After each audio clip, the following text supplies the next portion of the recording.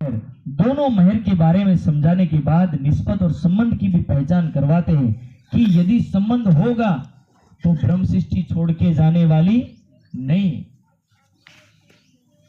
सुहागिन के लक्षण में ये बात लिखी है कि जो परम धाम की सुहागिन होगी वो कैसी होगी, तो बोले पड़े अनेक विघ्न कि अनेक कष्ट आ जाए लेकिन वो परमात्मा को कभी छोड़ने वाली नहीं, ऐसी उनकी करनी होगी और ऐसी करने वाली आत्माओं को बोले मेहर होगी होगी और होगी।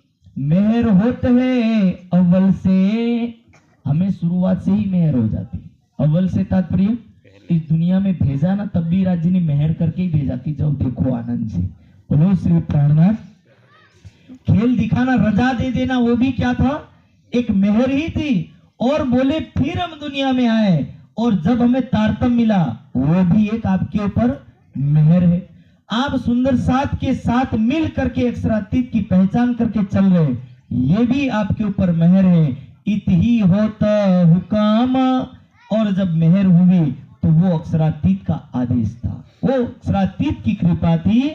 जलुत साथ सब तिनके कि अक्षरातीत की जब मेहर होती है तो उस समय अक्षरातीत की हुक्म की शक्ति जब आती है, उस हुक्म की शक्ति के माध्यम से जलुत साथ सब तीन के, केवल बोले सामान्य मेहर नहीं, जब करनी ऐसी हुई तो उस करनी के बाद धीरे धीरे बोले उन सुंदर साथ के ऊपर राज्य की केवल मेहर नहीं, पूरी फौज आती है। क्या आती है? पूरी फौज आती है। जैसे एक राजा जाता है ना तो राजा के साथ सेनापति, सैनिक, बॉडीगार्ड, जितने मंत्री सब चल पड़ते हैं। इसी तरह करे कि अक्षरातीत की यदि मेहर हुई तो समझ लेना कि अक्षरातीत भी तुम्हारे यहाँ आते हैं और अक्षरातीत आए तो जबराइल असराफिल की शक्तियां भी आती हैं। जोश की शक्ति, आवेश की शक्ति, अक्षरातीत का वास, सब कुछ तुम्हारे यहाँ होगा। और यही है जलुस साथ सब तीन के।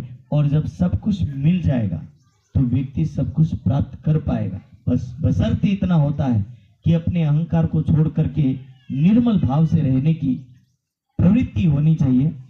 यदि निर्मल भाव से व्यक्ति रहेगा तो ये मेहर होगी। यदि अहमपना हुआ, थोड़ा रुपया या पद મળ્યો नहीं लागे कि नहीं आओ तो अपने मोटा થઈ ગયા तो समझ लो कि वो कृपा होने वाली नहीं। तब राज्य करे खोवे जोश बंदगी खोवे और साहेब की दोस्ती कि क्यारे बोले नहीं મળે तो कि થોડોક અહમ રહી જાય ને તે તારે બોલે આ વસ્તુ નહીં મળે। શું નહીં મળે?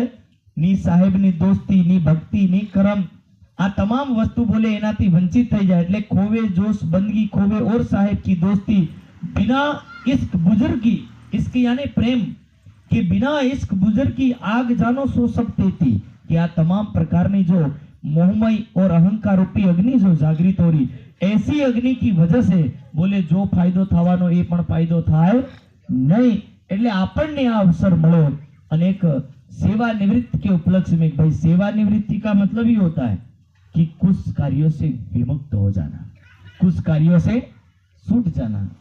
जहां पूरे बोझ को उठा रहे थे ना वो बोझ थोड़ा थोड़ा आधा हो गया।